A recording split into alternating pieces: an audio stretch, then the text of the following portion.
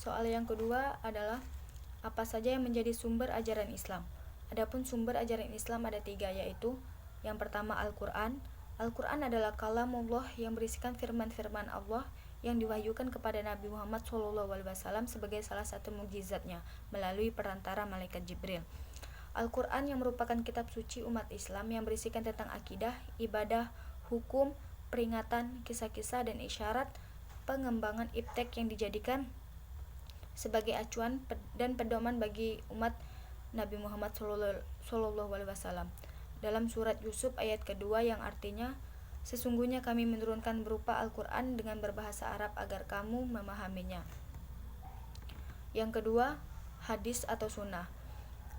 Hadis atau sunnah merupakan sumber ajaran Islam yang kedua. Sunnah merupakan kebiasaan yang dilakukan oleh Rasulullah SAW, baik dari segi perkataan, perbuatan, maupun ketetapan atau persetujuan Rasulullah terhadap apa yang boleh dilakukan oleh para sahabatnya.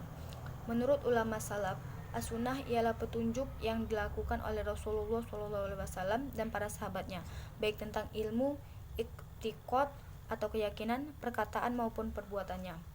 As-sunnah berfungsi untuk memperjelas, menafsirkan isi dan kandungan dari ayat-ayat Al-Quran dan memperkuat pernyataan ayat-ayat Al-Quran serta mengembangkan segala sesuatu yang samar-samar atau bahkan tidak ada ketentuannya di Al-Quran.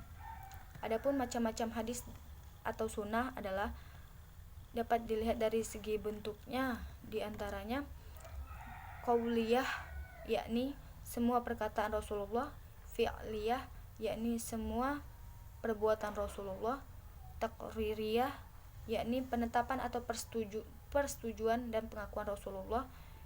Yang terakhir, hamiyah, yakni sesuatu yang telah direncanakan oleh Rasulullah SAW dan telah disampaikan kepada para sahabatnya untuk dikerjakan, namun belum sempat dikerjakan karena telah datangnya ajal. Adapun yang ketiga adalah ijtihad. Ijtihad yaitu mengerahkan segala kemampuan berpikir secara maksimal untuk mengeluarkan hukum syar'i dan dalil-dalil syara', yaitu Al-Quran dan hadis. Ijtihad dapat dilakukan jika ada suatu masalah yang hukumnya tidak terdapat di Al-Quran maupun hadis, maka dapat dilakukan ijtihad dengan menggunakan akal pikiran dengan tetap mengacu dan berdasarkan pada Al-Quran dan hadis. Adapun macam-macam ijtihad, yang pertama ijma, yang kedua qiyas, yang ketiga istishan, yang keempat maslahah mursalah, yang kelima sudud zariyah, yang keenam istihsab, yang ketujuh uruf.